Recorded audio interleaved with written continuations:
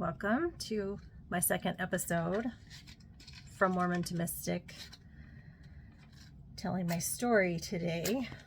And again, want to have some fire on hand. Just want to ask the fire to hold space, to transmute, transform anything that comes up for me as I speak my truths, my experience, living my life as a Mormon is what I'll be sharing today. And I am also going to share some things out of my book just because I feel like there's some relevance in it. And I just want to take a second to clear myself, my space, ask my computer not to shut down on me.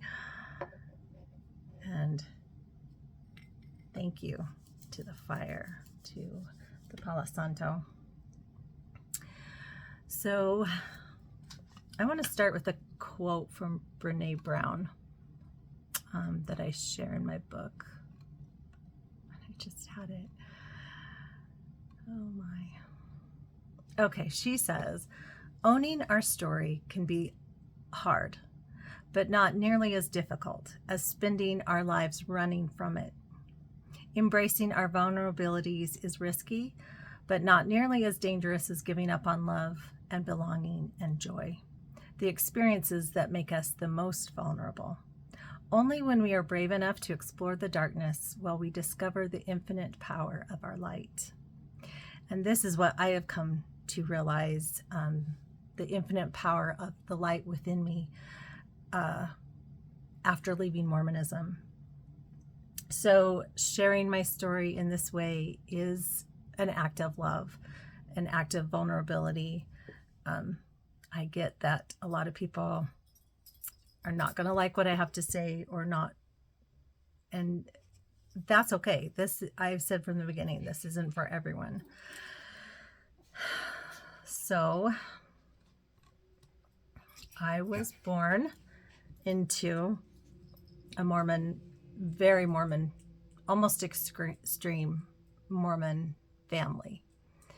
And I do believe this is by design. I believe that we come as spirits, fully grown spirits, into a physical incarnation. Go lay down. My little dog's not going to leave me alone.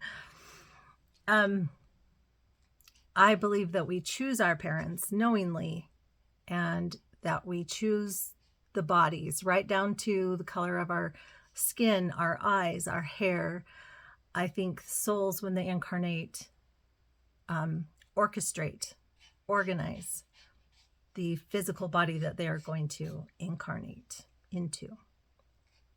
So I believe I picked this family. Oh, I'm just going to pick her up because she won't leave me alone. Okay. So I believe I 100% picked this family. And I also believe in soul contracts and soul families. So I believe that my husband and I had a soul contract before we even incarnated, before we came down here. Mormons would call that the pre-existence, that plans were made in the pre-existence before we ever came down here. So there are little pieces of Mormonism that I would agree with, because I do believe in soul contracts, and the fact that I believe me, my husband, my children, we all knew each other in spirit form before we came to this physical form, and that we planned to be a soul family here on earth and help one another to learn lessons and to grow our souls. The difference is, I believe we do this more than once. Mormons believe you get one shot at life in the physical, and that's it. And if you choose wrong, or you weren't born Mormon and you don't get to find the true church, you're kind of screwed, not completely screwed, because they have a way to deal with that, and that's baptisms for the dead, and that's a whole other episode. So Mormons have their way to work around that. because they believe everybody has to hear this gospel, this truth of Mormonism, and have the chance to accept it or to reject it. And then based on that, be judged. So I believe I chose the family of origin that I came to. I believe my husband did the same. And I believe that we had a contract to get married and have children.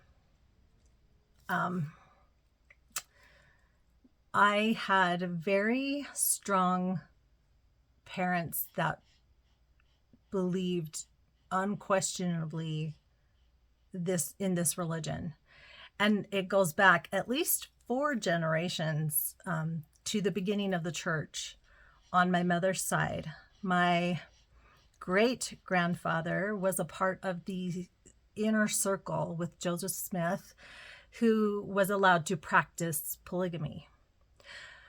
So my grandfather was conceived when that man was, I believe, 69, and his second wife was like 21.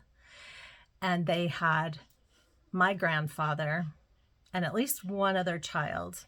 And then I think my great-grandfather passed away. So he practiced polygamy with at least 2 women that we know of. And my family was very, very proud of the fact that they had a polygamist as an ancestor.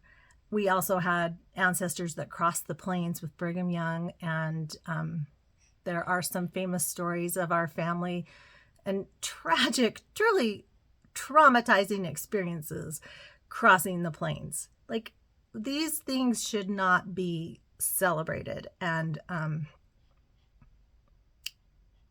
revered as beautiful, wonderful experiences. People died going across the plains. People gave up their lives, and it had far more tragedies, I think, than heroic, wonderful tales. But my family, the point is, my family thought we were super special and lucky to have these ancestors that sacrificed everything for the Mormon religion, and polygamists that practiced, this secret order of eternal marriage. That is still a belief. It is still in the Mormon scriptures. So polygamy has not gone away. It's still a belief.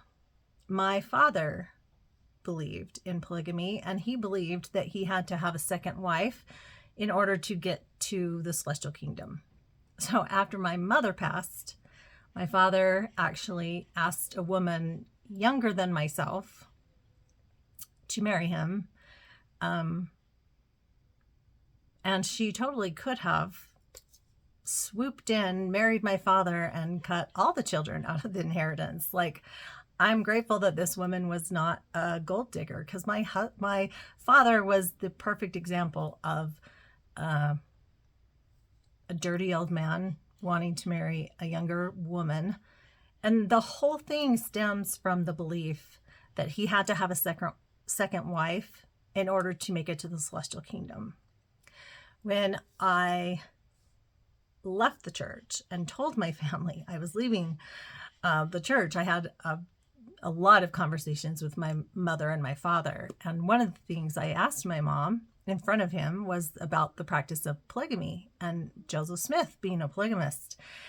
And her response was, well, President Monson, the current prophet at the time that my mother was, that I left the church, she said he has promised that people in the celestial kingdom can choose, that they can choose a monogamous eternity where it's only one wife, or they can choose polygamy. Like, it's now a choice.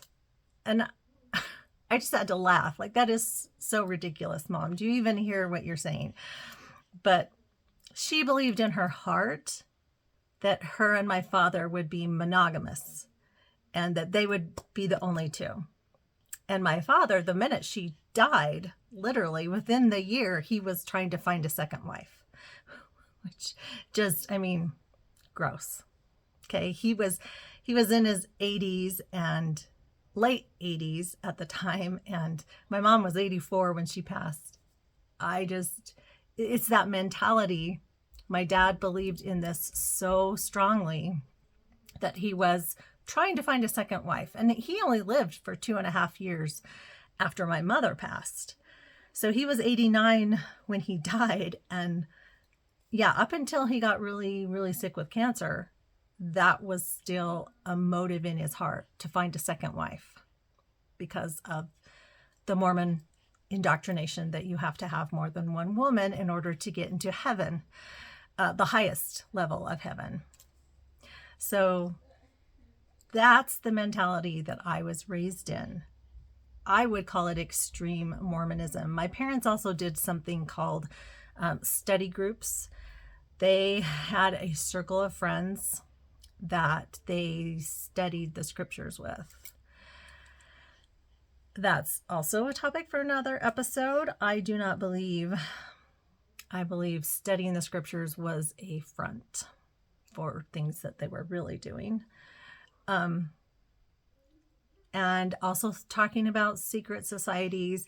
My grandfather on my father's side was a Freemason and very high up in the Freemasonry. The part where that is not ever talked about or mainstream, where you sacrifice parts of yourself for, let's just say, human sacrifice. And like he lost fingers to rituals involved with Freemasonry. My father was also involved with rituals on a global scale with human sacrifice. So those are topics for other episodes, not this one. The point is to lay this foundation of extremism that I was born into. I also believe my father was a Freemason, but he was not the mainstream Freemason that's going to talk about it and show that they are. He was a part of the very secret top level also, but did not have to sacrifice parts of himself. He was instead part of the ritualistic sacrifice of other people. And that's a lot. And I did have an opportunity to confront him about that before his death. And I will share that at a later time. Also, just let me say, this is a very spirit-led conversation that I'm sharing. And the Virgo part of me wants to be organized, wants to have notes, wants to know what I'm going to say, wants to edit. And that is not what I'm going to do. I will share parts out of my book that feel relevant in the moment. But as far as having a plan, I thought I would have a plan. I don't. That kind of got thrown out the window. So episodes might drop more in a week. There might not be any in a week. It will just depend on totally when I have the inspiration to share. So I kind of went into this thinking, oh, well, I'll make episodes every Monday, drop them every Monday. No, that's not going to happen. The whole thing came about in such a spiritual way. And I will share that also at another point. That it's just made clear I'm not going to try to control. And I'm just going to go with the flow. So back to my life as a Mormon. This is what I was born into. Kind of extreme, crazy, going back generations of abuse. There were sexual abuses in our ancestry. There were human sacrifice. personal sacrifices, extremism. That's what it comes down to. Crazy extremism that the Mormonism created. And that's what I was born into. I am the fifth child. My brother is 20 years older than me, and he was serving a mission for the LDS Church when I was born. Then my next closest sister, or the next child down from him, all the rest are girls. So we had one boy and four girls. She, I think, was 17 when I was born, and my other sister was 15, and then the next sister was 11-ish, 11 and a half. So I was not super close in age to any of my siblings. It was kind of like I was raised as an only child. My parents had three close together. Then there's a 5-year gap where my mother had many miscarriages between baby 3 and baby 4. And then she had the most miscarriages between 4 and 5, which is me. According to my mother and sister, there were 9 miscarriages. So she had a miscarriage almost every single year until they had me. I really believe that they were trying to have another boy, and they got me instead. So yeah, I was born, my brother was on a mission. He got married when I was like 2.5. And then my other sister got married when I was 3. And the other oldest sister went on a mission when I was about 3.5 as well. So the church was a huge influence in my family of origin. So much so, my brother sacrificed 2 years of his life, and my sister sacrificed 1.5 years of her life. At that time, boys served at 19 for 2 years, and girls served at 21 for 18 months, 1.5 years. And I remember as a 3-year-old child, I do have a lot of memories early on. And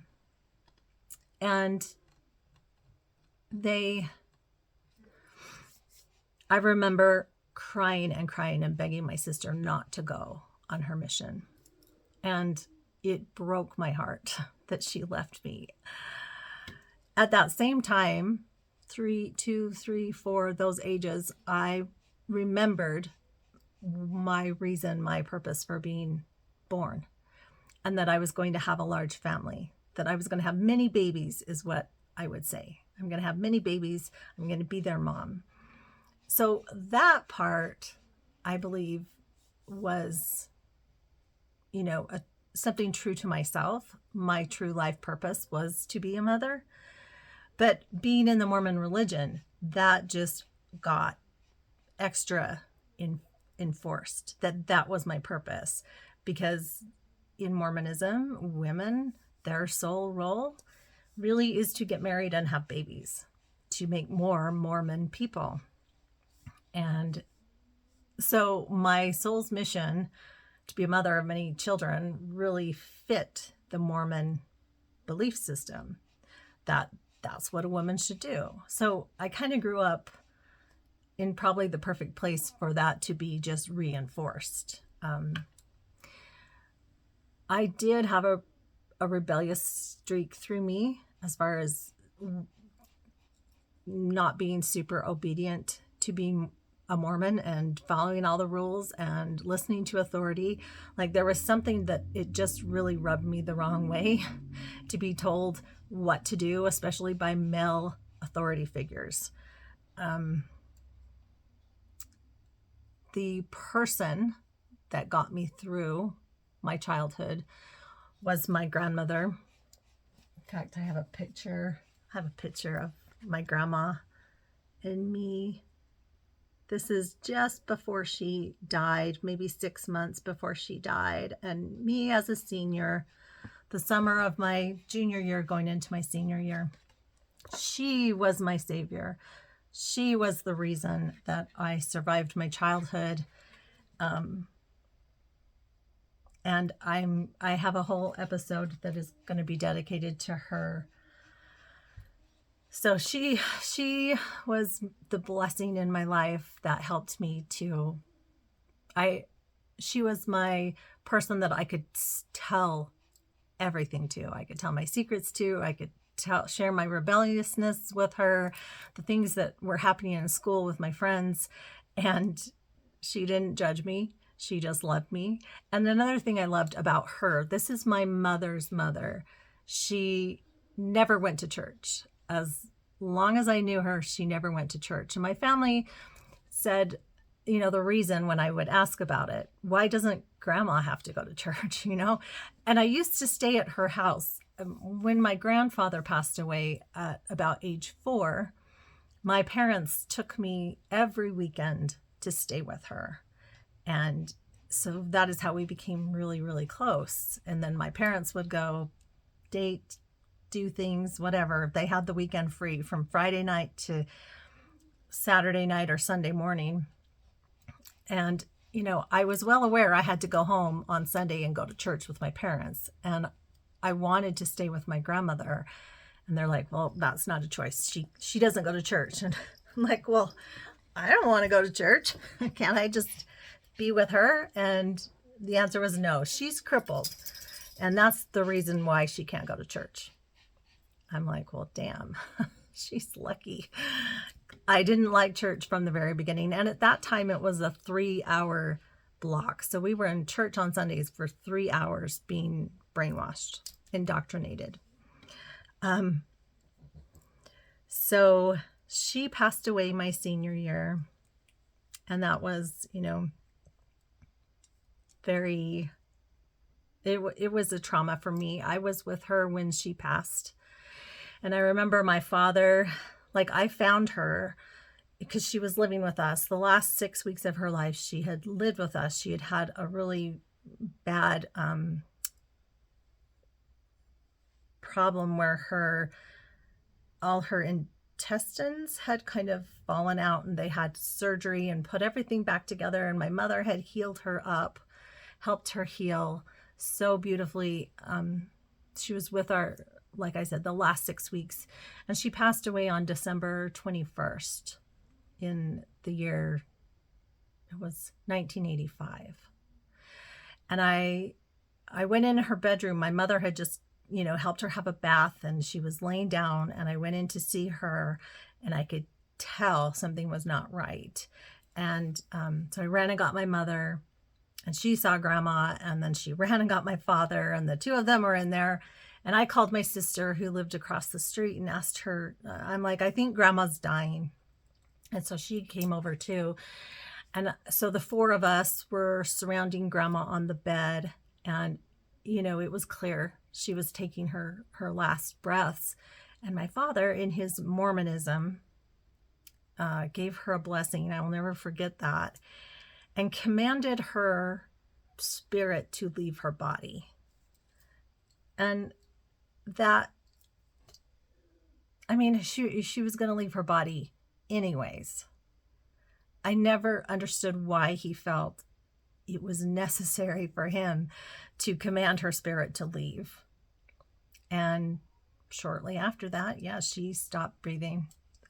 It was over. And I really wasn't watching her breath. I was watching her head, because it was moving with every breath. I could tell that it was very, very hard for her to breathe. And then her head stopped moving. And I, of course, knew that she was no longer with us in that physical body.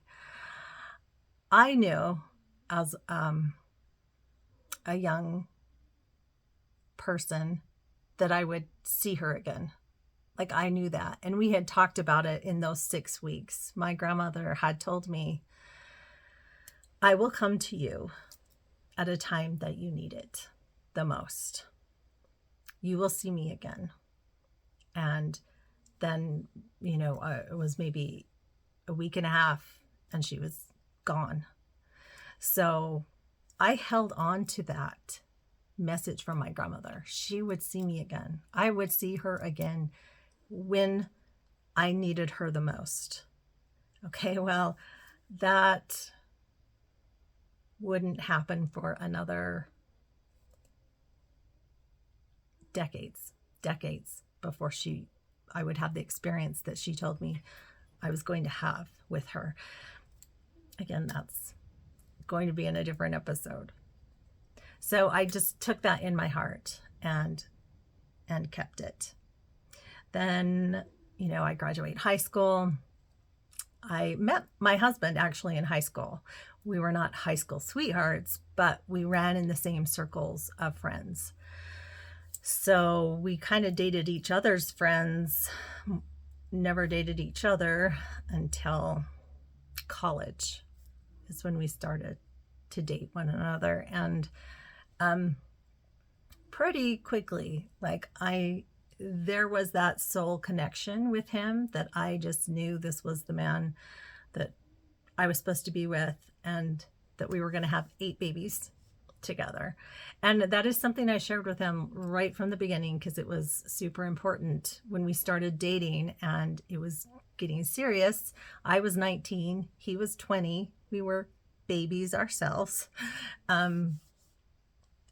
was like, well, you have to be okay with having 8 children. And his plan was to be an electrical engineer, and I knew we could probably afford it if he went down that path, because I knew that's my soul contract. I knew that's what was going to happen. And my husband, I think he was just playing along. I don't think he honestly believed at age 20 that we were going to have 8 children. But, he said yes. And I think we both knew we had this contract together to get married and to bring this family into creation, to create these bodies for these beautiful souls that were going to come to us. Thing is, we were not good Mormons, and I use that term. I don't know that my husband would agree with it, but I say we were not good Mormons at the time. We were Jack Mormons. We were semi-Mormons. We were doing just enough to put up the show that we were Mormons, but we did not follow all the rules of Mormonism. So when it came time to get married, we did not get married in the temple. So that was super shameful to my family, a little bit to his family. His father was also a Jack Mormon, what I would call a Jack Mormon, someone who believes but does not practice the Mormonism, doesn't go to church, doesn't pay tithing. We weren't doing those things either. I had no desire to go to church, and I had no desire to give my money away to the church. So those 2 things will straight off keep you out of the temple. And the temple is where Mormons go to get married. Speaking of that, we eventually did get into the temple, and our anniversary of that is coming up, and I will be doing a special episode on that day, which is the 22nd of March, all about the temple and my experience of being a temple card-carrying member, which means you have a temple recommend. I had a temple recommend for 20 years, from 1991 to 2011, those 20 years. But we didn't start out our marriage in the temple. So we got married in 1988, and I wish we would have waited and got married on 8/8/88, but we got married in June that year. And we used my father-in-law kind of as the excuse that we wanted him to be present at the wedding. So I was punished the entire time that we planned the wedding, my mother and I, because all my siblings had gone through the temple that had gotten married. So 3 of my siblings had gotten married and gone through the temple. But at this time in 1988, I had those same 3 siblings that had been through the temple had also left the Mormon church. So they kind of were like, well, she's making a giant mistake. Let's just let her make a mistake. And they made it clear my parents thought I was making a mistake. They did not believe that I was supposed to marry Randy, that's my husband, and that we were going to have 8 kids. They honestly thought this marriage was not going to last, especially because we chose not to get married in the temple. Of course it was not going to last. We don't have God's blessing. But it's what I wanted. I wanted to marry Randy. We didn't want to go through the temple. So my parents were paying for the wedding. I had to jump through all their hoops. Like, I couldn't have the dress that I wanted to wear, which, seemed so ridiculous, but fine. I'll wear whatever dress you want me to wear. I couldn't get married where I wanted to get married. I wanted to get married outside, like in a park, someplace beautiful, but no, we had to get married in the stupid church house. And Mormon church houses are not pretty. And you are not allowed to do a wedding in the chapel. You can only do a wedding like in the gymnasium or in the Relief Society room, which is where I chose, which is basically 2 rooms put together. It's usually not pretty. Mine certainly wasn't pretty, but it had a piano and we had chairs and there was a small aisle that I got to walk down. And so I remember lining up in the hallway, and my little nieces and nephews were, ring bearers and flower girls. And I got that whole kind of picturesque wedding that you do not get if you get married in the temple. So, yeah, our bishop was the one that had to marry us, and our bishop was a really close friend of the family. So it was an okay wedding. My family made us have dinner before we were allowed to get married. It was so just awkward because to me, it was awkward. We were in this restaurant, and usually in the Mormon weddings, the dinner happens after the wedding. So, bride and groom are acknowledged and celebrated or whatever. Well, we weren't bride and groom yet. We were just potential bride and groom. Disaster could still happen and we might not get married. I think that was kind of my mother's thinking. So we had to do the dinner first and then get married and then have the reception. And yeah, that's what we did. So the wedding wasn't what I wanted. The way it went wasn't what I wanted. But the whole point was to get married, because I knew my husband and I had a life together. And that's all I cared about. Whatever my mother was going to make me do, I was going to do it. So that in the end, I got what I wanted, which was to be married. So naive. Yeah, thought marriage would be a piece of cake. And it was so fucking hard. And yeah, still is hard. We will be married 37 years this year. And we have gone through hell, believe me, especially because of me choosing to leave the church. It has not been an easy road, but we did it, and we are still together. And so anyways, back to the wedding.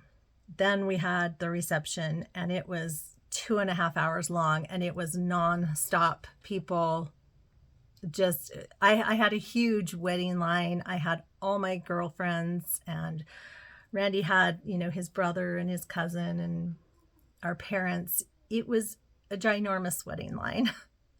And it was a lot of fun. I did enjoy the reception. I had most of my best friends there and cousins, and it was the party that I wanted. So I did get something out of the wedding. And it was funny because after we did all the ritual stuff of eating the cake and throwing the garter, throwing the bouquet, doing all that, it's finally time we get to go change. And by this time it's like, I don't know, getting late, and we still have an hour's drive to get to our hotel. for our honeymoon. So my mother is like, okay, well, let's go get you out of your dress. And my husband's like, whoa. He's like, she's my wife now. He's like, I'm going to take her out of her wedding dress. And my mother was like, oh. But there was nothing she could say about that because we were married. So he could take me out of the dress. So I remember walking up the stairs to the bridal room where our clothes were, and they have pictures of us walking up those steps. And my mother was like truly horrified because it was just not the way it was supposed to go. She wanted to be the one to take me out of my dress. And my husband was like, nope, that's my call. I get to do that. And so we went up to the bridal room, got changed, and came down and headed off to our honeymoon. My parents were so anal about certain things. They wouldn't allow like our car to be decorated or any of that. They hid our car. And so my dad brought our car around and we took off for our honeymoon. My parents had, I said, I think we'll just stay in Logan where we got married. And my parents were like, no, you can't. They had really funny ideas. And so they paid for a hotel room, but it was like an hour away from where our wedding was. And so we had to drive there. And I remember getting up to our wedding suite and we like shut the door. We throw the little do not disturb sign on and start stripping off our clothes. And there's a knock at the door. And we're like, who would that be? So we cautiously open the door and it's the hotel and they've brought us champagne and like chocolate dipped strawberries. And they're like, congratulations on your wedding. And we're like, oh my God, if my parents had known that the hotel or booking the bridal suite, that the hotel was going to serve us alcohol because both of us were underage. Of course, they never would have done it. But we were like, oh, thank you so much. We took it and drank it. And there was this beautiful tub in the middle of the room. And so, yeah, we did have a good time after the wedding. But it truly sucked all the hoops that my parents had to make me go through in order to get to that point. So we got married. And pretty quickly, my first and foremost desire was to just be a mother. And so we got pregnant pretty quick after the honeymoon. But I lost that first pregnancy. And that was devastating for me. I started to think, well, maybe babies isn't in my future. Like I really was hard on myself for losing that first baby. So I was really on a mission, like wanting to get pregnant. And so it took a few more months. Finally I was pregnant by the new year, by 1989. I was finally pregnant and that one stuck. That one stayed. So I had my first baby in October of 1989. By that time, our marriage, like real life, had set in, and we realized it was fucking hard and hard to be parents when we were, at that time. I had my baby, I was 21, my husband was 22, and we were young and naive. And so our marriage, we definitely started to grow apart. And I had this little boy, and I'm thinking, I don't know if I can do this. I don't know if I should do this. Marriage is too hard. We really went through a crisis at that point. And there was even a time where I moved out. It lasted like 3 days. I could not live with my parents again. I realized, well, going home is not an option. I'm not doing that. So I quickly moved back in with my husband, and we had to have a serious talk about how we were going to make our marriage work. And everybody's whispering in our ears, his parents, my parents, our siblings, everyone is telling us, well, you started out wrong. You didn't go to the temple. The only way that this marriage is going to work is if you course correct, go back to church and repent and get married in the temple. And so we were convinced that's what we had to do. And I remember it was June of 1990. And we started working with the bishop, and we worked with him for 9 months. 9 months of more brainwashing and conditioning that the only way our marriage was going to survive was if we came back to church, held callings, which is jobs. They make you do jobs for free in the church, and paid 10% of our money. And then we could go to the temple and get married. So we did.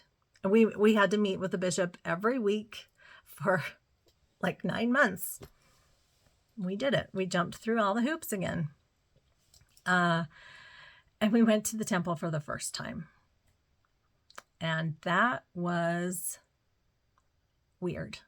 It was not what I was expecting.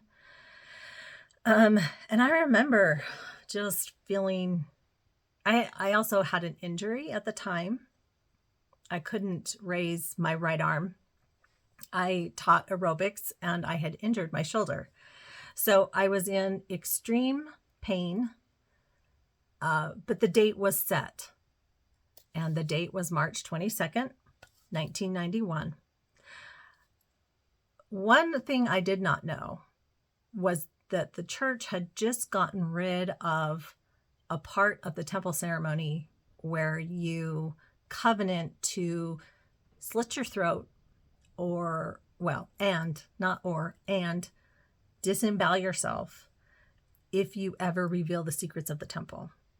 They had made that change. So I didn't have to make the covenant that I would kill myself or disembowel myself if I left the church and talked about it. But my friends had. I had plenty of friends who were already married in the temple at that time. And I remember one friend in particular talking about how she had messed up the sign of cutting her throat, and that the whole congregation had to do it again because she had done it wrong. And so that was a big memory in her experience of going through the temple, that she had messed up, because you have to do it right. And there's signs and tokens and the true order of prayer. It's very ritualistic, but that is the main endowment ceremony. Before you get to do that, you have to do washing and anointings. And like I said, my anniversary of the temple is coming up. I'm going to share those details in that episode. So I did not feel like I could back out of the temple ceremony, even though I was in extreme pain. And we had family flying in from out of town. My husband's brother was like coming in from Michigan. By then, my little baby was 1.5 years old, and he also was sick. He had some weird, I can't even remember what childhood disease he had. It wasn't chicken pox. It wasn't like a normal, it was kind of a rare disease. And so I was worried about him, but it turned out that he was the only child in the nursery. And so there was no problem because we had called the temple and I told them about my son being sick. And I was kind of feeling like dread. Like I did not want to go through with this, but I didn't have a choice. Like I truly felt, again, I was at that point where I did not have a choice. I had to follow through on this commitment that I had made to my bishop, to my parents, to my husband. You know, we both were born and raised in Mormonism. We both had that brainwashing that this was the only way to save our family. This was the only way to get back to God. We had to go through the temple and be sealed together and have our son sealed to us. And those were 2 separate ceremonies that we did. But we could only do that after we had been through the washing and anointing and the endowment ceremony. Then we got to do the sealing ceremony. So it was a long freaking day. And I was in so much pain from my injury. But I will say the sealing part. Like the anointings, barf. Okay, that experience was just gross. And I will talk about that on the 22nd. Then we go to another room. So I'm washed and anointed, and I have my secret underwear on. And then we go to this other room where this ancient old lady talks to us about sex and our garments and how we can never take them off, only to shower, to swim. If we're going to go, to the beach or the ocean, of course, you have to take your garments off. And to have sex, we can take our garments off, but immediately put them back on. And that we are, going to get a new name, and we will tell our husband our new name, but we never get to learn our husband's new name. We don't get to know that information, but they have to know our new name in order to call us from the grave. It is so, what's the word I'm looking for? Complicated, how they make the afterlife. But when Jesus comes back and we're all dead in our graves, the men are going to be raised up first, and then husbands will call their wives by their secret names, and then we will rise out of our graves and get to go live in the millennium, basically. That's what the importance of the new names. But women don't get to know their husbands' names. Guess what? The first thing I looked up when I was out of Mormonism, I wanted to know his name because I thought that was fucking ridiculous that women didn't get to know it. So ex-Mormons are wonderful. They have gotten together and shared information and the temple is really anal about names. Like, it's not special. Everyone kind of gets the same name on the same day. They have 3 choices of names and they just rotate it. So it wasn't hard when a whole bunch of ex-Mormons started to get together and share what their new names were and the dates they received them. So I was able to figure that out. And actually, when I was first given my name, I hated it. I was like, you got to be kidding me. That is my supposed new name for eternity? Ugh. No, thank you. I did not want that name. And I will speak it. I will say what it is. My new name was Lois. Lois Lane is the only person I could think of that had the name Lois. And my neighbor, who was my young women's instructor growing up, her name was Lois. So I had 2 Loises, and then of course Malcolm in the Middle came out, and the mother on that show was Lois.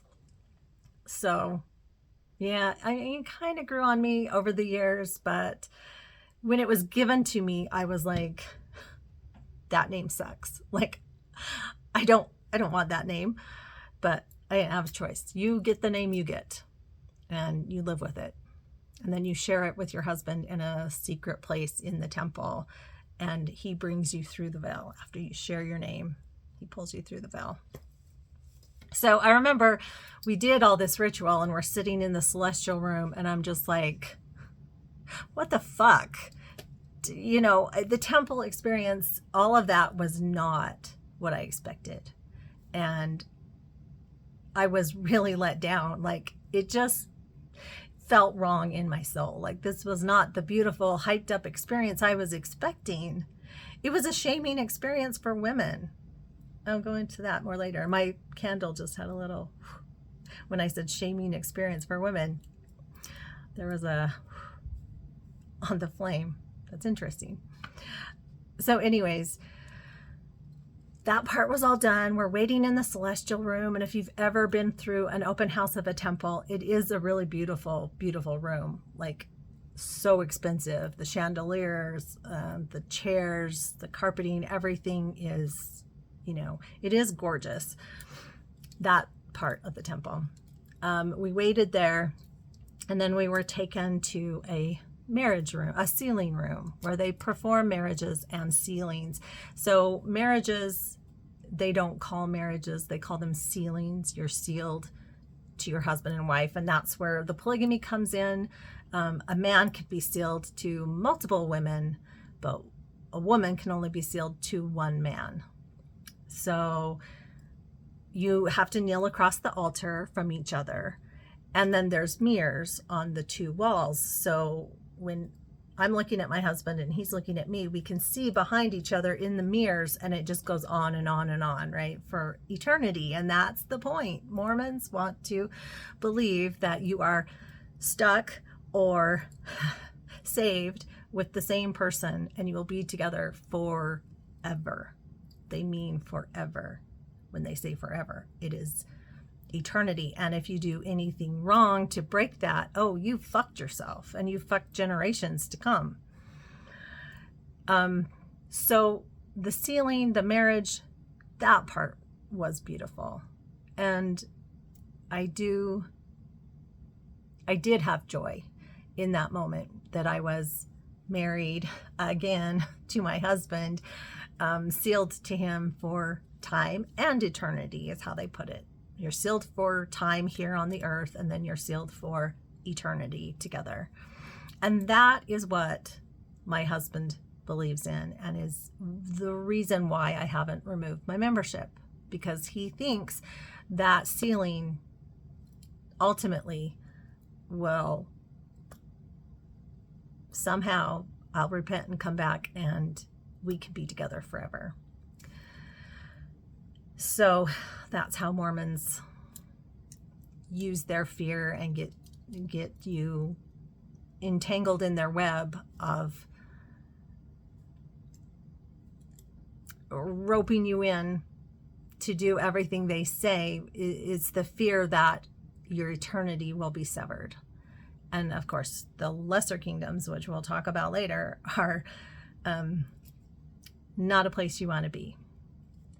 So the sealing was really beautiful, and I was happy in that moment. And then they bring in our little boy, our little 1.5-year-old son, and they seal him to us. And that was really beautiful. I mean, it's short. It's a super short ceremony, but it was this idea that we had now bonded in a way with each other. We had this special tie with each other that nothing on earth could break. The only thing that could break it, of course, would be us choosing to break it, which 20 years later, I did by leaving the church. And so that gets me to the point in my story where my husband and I are now card-carrying members, meaning we have a temple recommend. And I think that's close to where I'm going to end it. And then I will pick up next time the next 20 years, my life as a Mormon. So I just want to say that fear is the glue that they use to keep you in the church, keep you down from realizing your true potential. So fear is what led me to stay as faithful as I could for the next 20 years. But there were cracks that started to come. And anything that was, cognitive dissonance is a real thing. Sometimes you're confronted with information that does not merge with your beliefs. And what do you do when that happens? For a lot of it, I tucked it away and put it on a shelf. I was one of those members that studied everything. I loved to read. And so I would read tons of church materials. I, did the extra work of, once I was in it, I was all fucking in it. After I went through the temple, I studied the scriptures. I studied the materials that the church puts out. And because we have a living prophet, that means we have living scriptures.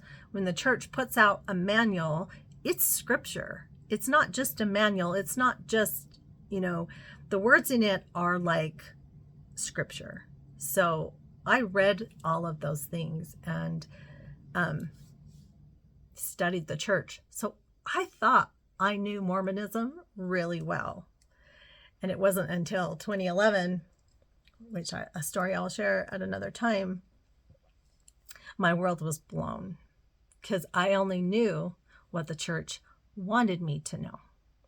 I did not know the true history of Joseph Smith. I did not know the true history of Brigham Young, or even the true history of my own family, which I will also share. So yeah, my mind got completely blown.